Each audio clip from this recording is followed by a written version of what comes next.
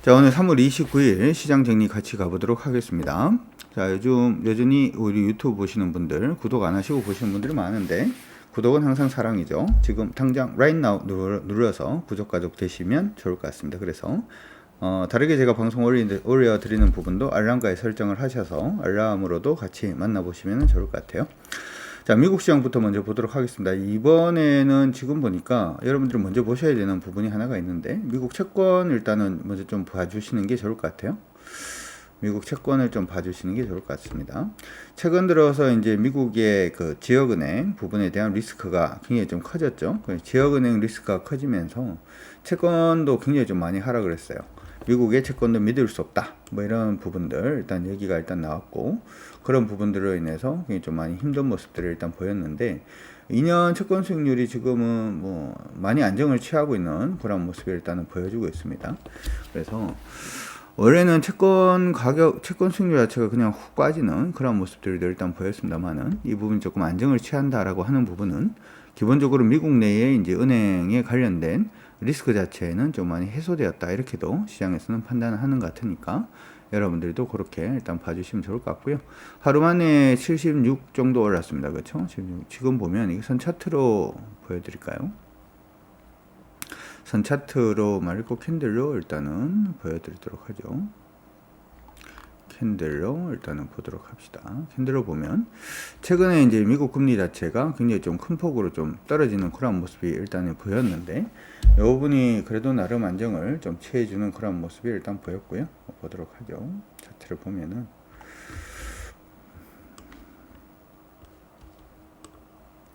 자, 지금 아이고 어디 가냐? 요거지. 그렇죠? 지금 보시면은 이렇게 좀 안정을 취해주고 있는 모습이 나타나고 있습니다. 그러다 보니까 미국 내에 이제 은행권 관련된 리스크는 좀 많이 줄어드는 것 같다, 이렇게 지금 얘기가 나오고 있고요. 이 얘기가 나오면서 바로 이제 미국에서는 지금 두 번째로 얘기가 나오고 있는 게 이제 긴축 관련된 얘기가 바로 지금 튀어나오고 있는 모습이 나타나고 있죠. 근데 그 부분도 사실은 크게 뭐 무리는 없어 보이긴 합니다. 없어 보이긴 하는데, 모니터링 도구 요거 통해서 같이 한번 더 보도록 하죠. 지금 보시는 게 이제 연방준비제도 페드 요번에 그 금리 결정 부분이 이제 6주 뒤에 있으니까 보통 6주에 한 번씩 합니다. 그러니까 5월 3일 날 있어요. 그러니까 긴축 얘기가 나온다라고 하더라도 페드가 금리를 어떻게 할 것인지에 대한 시장 관심도 자체는 좀 뒤로 물러설 가능성이 개인적으로 조금 있어 보이니까 그건 기억을 일단 해두시면 좋을 것 같고, 지금은 시장 안에서 금리를 좀 동결할 가능성이 높다라고 지금 보는 쪽이 50%가 넘습니다. 페드에서는 금리 인상한다라는 쪽으로 지금 계속 얘기가 나오고 있는 것 같은데, 그래도 동결할걸? 뭐 이렇게 생각을 하는 쪽이 좀 많을 것 같고요. 개인적으로는 시간이 지나면서 25bp 정도는 인상할 수 있다는 쪽으로 얘기가 나올 가능성도 일단 있어 보이니까 참고해 두시면 좋을 것 같아요. 왜 이렇게 말씀드리냐 하면, 요번에 이제 3월 컨퍼런스 보드 소비자 신뢰지수가 나왔죠. 104.2 나왔습니다. 원래 예상했던 거는 101 정도 나올 거라고 예상을 했는데, 그리고 2월 달엔 103.4 정도 나왔는데 좋아졌어요. 그렇죠? 지금 104.2로 지금 좋아졌기 때문에 경기, 소비 자체는 여전히 살아있다, 이렇게 봐줄 수 있을 것 같고요. 3월 달에 리치먼드 페드 경기 지수가 나왔는데 원래 마이너스 10 나올 거로 예상을 했거든요. 경기가 좀 둔화될 것이다. 많이 둔화될 것이다. 물론 2월 달에 마이너스 16이 나왔기 때문에 여기보다는 조금 완화가 되더라도 뭐 좀 둔화되는 부분은 한 마이너스 10 정도 이렇게 생각을 했는데 마이너스 5 나왔습니다. 이 경기는 좋다, 뭐 소비는 살아있다, 이런 식의 얘기들이 일단 되는 것 같아요. 되는 것 같고. 근데 인플레이션 자체는 계속 좀 줄고 있는 모습을 일단 보이고 있습니다. 이 부분은 1월 달에 KSC로 주택지수 발표가 되었는데 7개월 연속 지금 하락하고 있는 그런 모습을 일단은 보이고 있다. 그러니까 인플레이션 좀 잡히고 있는데, 그러면은 미국 내 기대 인플레이션 지금 어떻게 보고 있느냐? 지금 2월 달에는 1년 뒤에 이제 인플레이션이 한 6.2 정도 될 거라고 예상을 했는데, 지금 3월 들어오면서는 1년 뒤에 인플레이션이 한 6.3 정도, 0.1 정도 높아지는 그런 모습들도 일단 보여주고 있어서 금리 부분은 낮추기보다는 높일 가능성이 좀 높다, 이렇게 생각이 들고요. 금리를 높이면은 지역은행이라든지 하는 부분은 좀 위험한 거 아니냐, 뭐 이렇게 얘기를 할 수가 있는데, 이전에도 한번 말씀을 해드린 것 같습니다만은 미국의 은행 금융권 리스크 자체는 그냥 자시하지 않을 겁니다. 그러니까 인플레이션을 잡는다라고 하더라도 은행의 어떤 금융권에 대한 리스크가 터지는 부분은 굉장히 신속하게 움직일 가능성이 높겠다, 이렇게도 정리가 되어 줄 수 있을 것 같으니까 그 부분 참고는 일단 하시고, 어쨌든 나스닥은 좀 밀려주는 모습이 일단 보였어요. 나스닥 밀리는 부분은 아직은 크게 의미 없습니다. 이전에 얘기했던 부분을 기억을 하시면 될 것 같은데, 주가가 어떻게 되고 있어요? 옆으로 지금 횡보하고 있죠. 옆으로 횡보하면서 거래가 감소하고 있는 그런 모습이 일단 보이고 있어서 이 부분은 일단은 크게 뭐 의미 자체는 없는 걸로 여러분들이 보셔도 될 걸로 보여요. 아직까지는 뭐 크게 달라진 부분은 없고, 미국은 지수가 만약에 11,550포인트, 이거 기억을 하십시오. 11,550포인트가 깨지면 미국은 아래쪽으로 방향을 조금 잡을 가능성도 있으니까 그 부분 기억을 하시면서 봐주시면 좋을 것 같아요. 어제 가장 특징적인 부분, 제가 지금 여러분들한테 우리 반도체 관련된 종목에 대해서 계속 좀 관심을 가집시다 이렇게 얘기를 지금 하고 있는데, 어제 마이크론이 실적 관련된 얘기가 코멘트가 있었죠. 원래 EPS가 주당 순이익이 67센트 정도 적자를 볼 것으로 예상을 했는데, 뚜껑을 열어놓고 보니까 거의 3배 더, 지금 3배 정도 적자폭이 커졌습니다. EPS가 마이너스 1.91달러 정도로 일단은 좀 안 좋게 나왔고요. 손실 부분도 지금 보면은 원래 22억 6천만 달러 정도 나올 걸 예상을 했는데 23억 달러로 이것도 커졌어요. 그렇죠. 단지 이제 시장 안에서는 이 반도체 업황에 대해 가지고 미국에서는 재고 이슈가 일단 바닥 찍었다. 재고 이슈가 바닥 찍었다는 얘기는 DXY 지수, 소위 말해서 현물 가격이 다시금 반등할 수 있다 이런 얘기가 일단 되기 때문에 이 부분에 대한 기대감이 일단 있는 것 같고요. 그 다음에 감원하겠다라고 하는 부분도 원래는 한 10% 정도 뭐 감원하겠다 이렇게 얘기를 했는데 15%까지 감원을 늘리겠다 뭐 이렇게 얘기를 해서 시장 안에서는 마이크론 테크놀로지의 이번 실적 부진보다는 향후에 이제 반도체 경기가 좀 살아나는 거, 그 다음에 좀 강도 높은 구조조정 여기에 조금 점수를 주는 것 같아요. 어제됐든 마이크론 테크놀로지 주가는 실적 부진에도 불구하고 주가 빠지다가 그냥 돌려내는 모습이 일단 보였어요. 이 얘기 자체는 어떻게 보면 반도체 업황이 돌아선다라고 얘기를 하면 우리나라 기업들한테 더 큰 호재가 될 가능성이 높지 않을까 이렇게 생각은 일단 하고 있습니다. 오늘 사실 이제 반도체 관련된 종목군들이 전체적으로 조금 움직임을 그래서 준 게 아닌가 뭐 그런 생각도 드는데, 종목들은 조금 이따가 같이 한번 보도록 하겠습니다. 우리 시장 한번 보도록 하죠. 먼저 코스피 시장부터 같이 가보도록 하겠습니다. 코스닥하고 코스피는 지금 달라요. 자꾸 말씀을 해드립니다. 말씀을 드리고는 있습니다만은 다릅니다. 코스피 시장은 지금 하락으로 내려가고 있는 중이고요. 보이시죠? 정확하게 좀 끌까요? 선을. 대충 긋지 말고 정확하게 딱딱. 근데 여러분들이 이거 추세선 끌 때 작도하려고 그러지 말아요.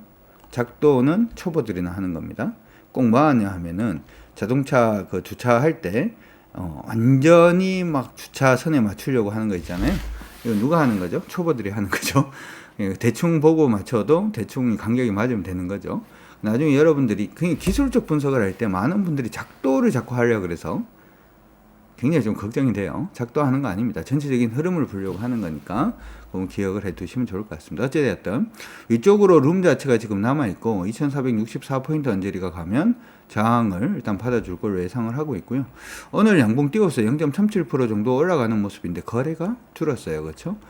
일반적인 상승의 모습은 아니죠. 지금 저항 돌파해서 계속 올라가고 있는데 거래가 줄고 있다는 부분은 역시 시장이 아직까지는 약세장이구나 라고 하는 부분을 보여주는 그런 부분이 아닌가 이렇게 생각이 들고요.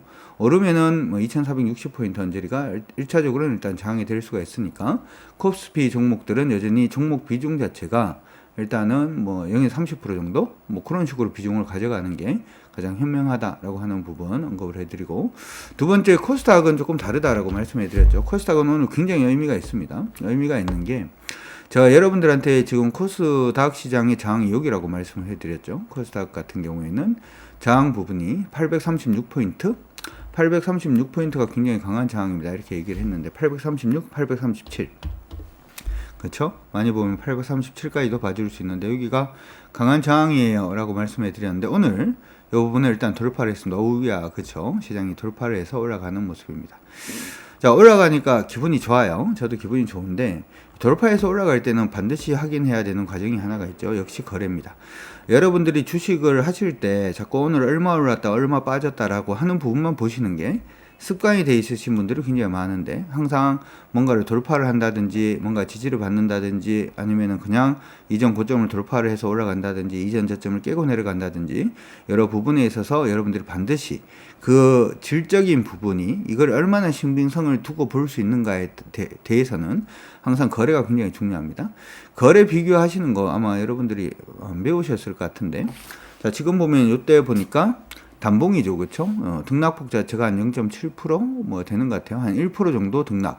저가가 마이너스 2.8%고 0.28%고 고가가 0.72%니까 합치면 한 1% 정도 움직였을 때 거래하고 오늘 부분을 보니까 지금 저가 부분이 0.13, 고가가 1.25니까 거의 1.3 정도 움직였을 때 거래하고 비교를 해보면 거래가 거의 비슷하죠.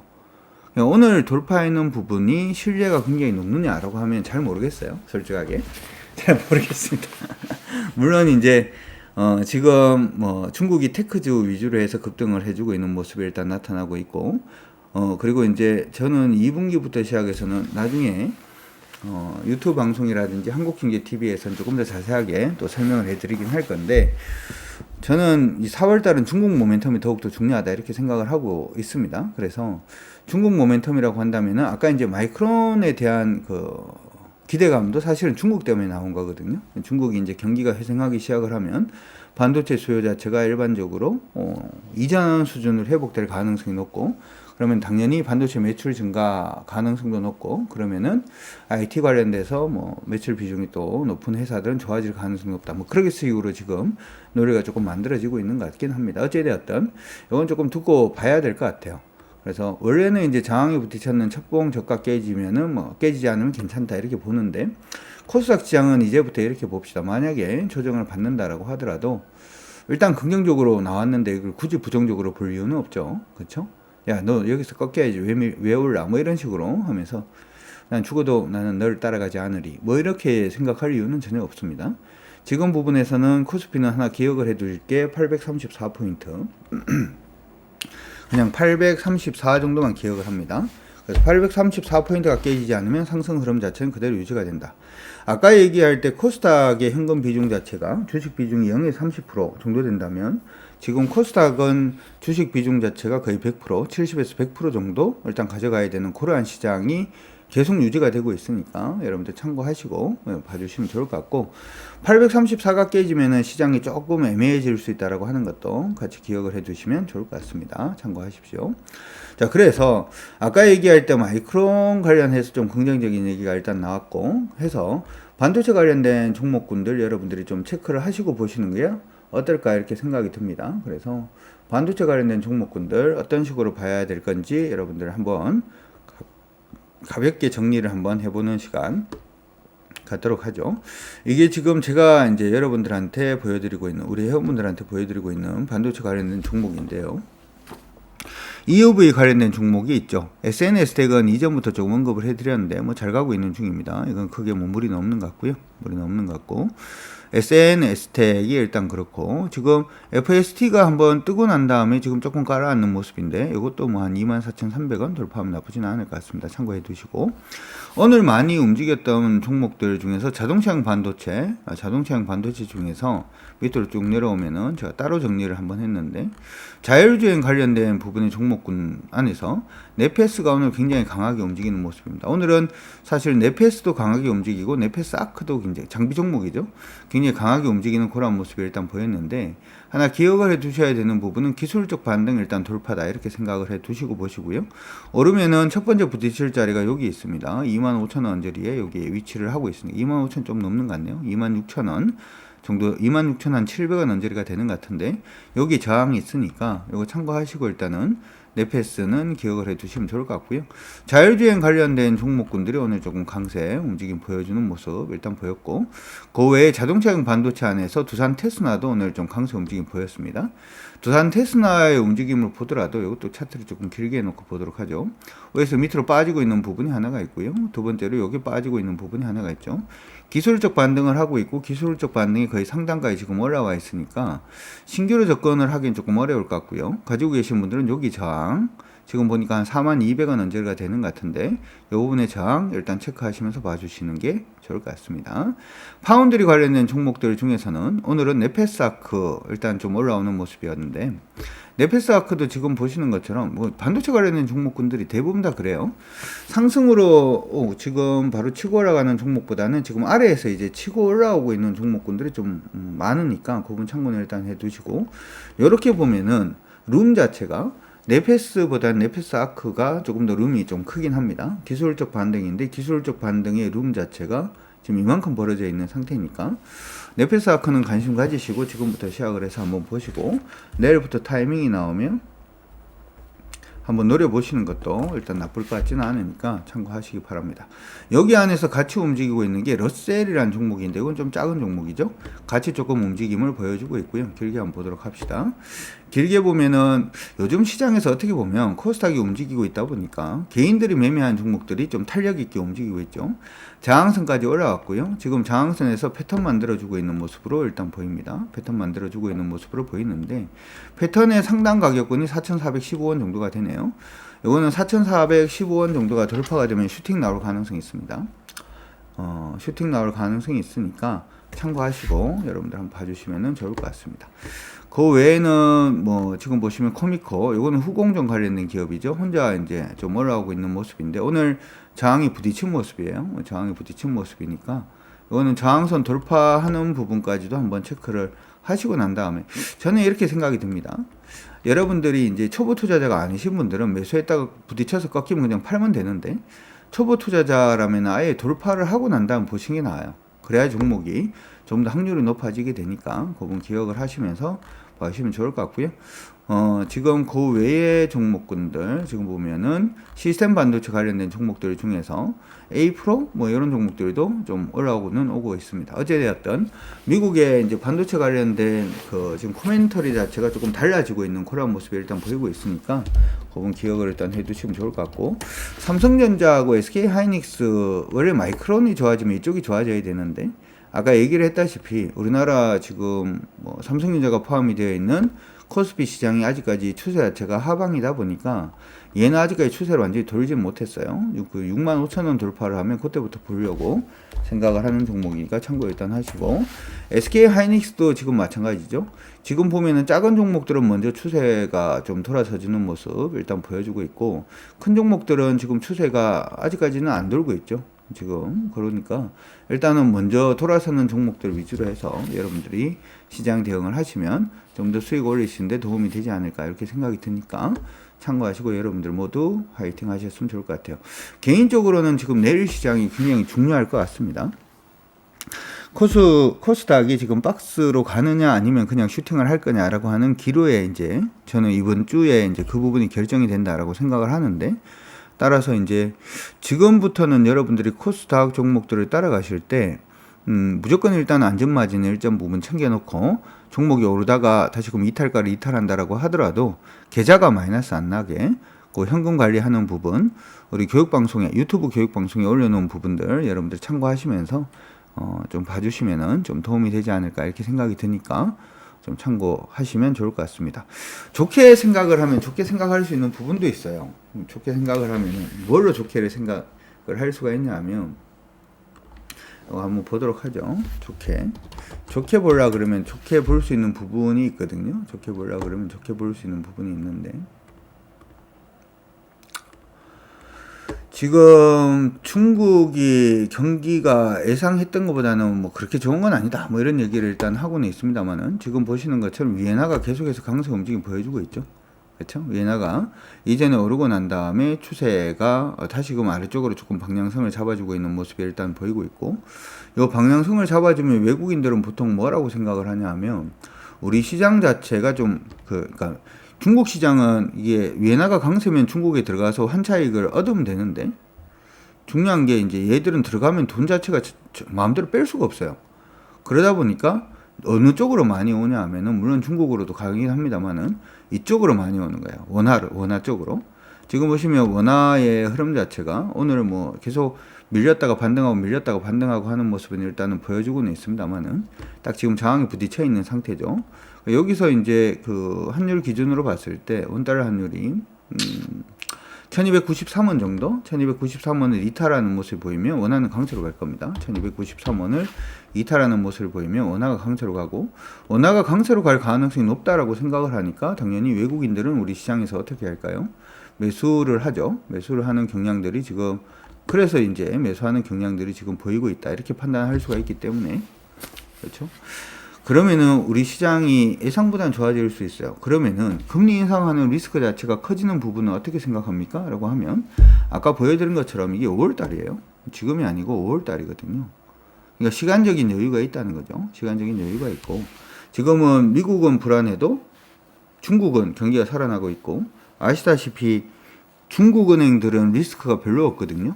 그러니까 미국 은행들은 투자도 많이 하고, 그 다음에 투자 있는 부분 때문에 환손실이라든지 하는 부분을, 투자 손실이라든지 하는 부분을 얻을 가능성이 굉장히 높은데, 중국 은행들은 우리보다 더 보수적이에요. 얘들은 금융상품 이런 거 안 합니다. 그냥 대출만 해주고 이자 받고 이런 거 하고, 중국 공산당 거잖아요. 그러다 보니까 이게 망하거나 할 가능성도 거의 적고, 그렇게 생각을 해보면 중국 쪽으로 돈 몰릴 가능성이 높고, 중국 쪽으로 돈 몰리면은 당연히 외화 강세, 그럼 원화 강세를 기대했던 외국인들이 우리 시장으로 들어올 가능성이 있고, 특히나 중국 같은 경우에는 1월달, 2월달 같은 경우에는 지금 IT라든지 하는 부분에 판매가 그래 안 좋을 거라고 생각했는데 IT 쪽은 괜찮아요.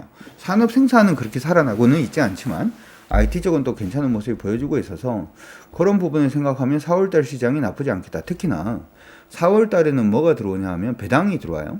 배당이 들어오면 우리 개인 투자자들은 배당 가지고 뭐 소고기도 사 먹고 닭고기도 사 먹고 할 겁니다만은, 보통은 외국인 같은 경우에나 기관 같은 경우에는 배당 받은 돈은 재투자하는 경우가 더 많거든요. 그래서 일반적으로 4월달 시장이, 3월 시장은 좀 안 좋고 4월 시장은 좋고 하는 부분이 보통은 그런 식으로 보통 나오기 때문에 두 가지 측면으로 생각을 했을 때 시장이 괜찮다라고도 볼 수도 있어요.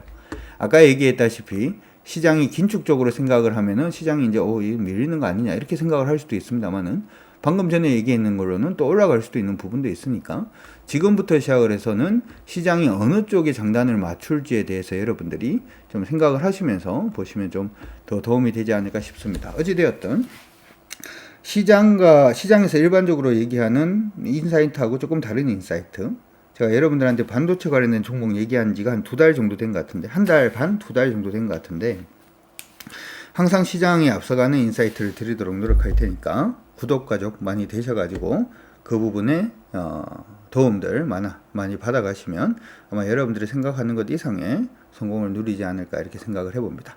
자, 오늘 방송은 여기서 종료를 하도록 하겠습니다. 구독과 좋아요는 항상 힘이 됩니다. 고생하셨습니다.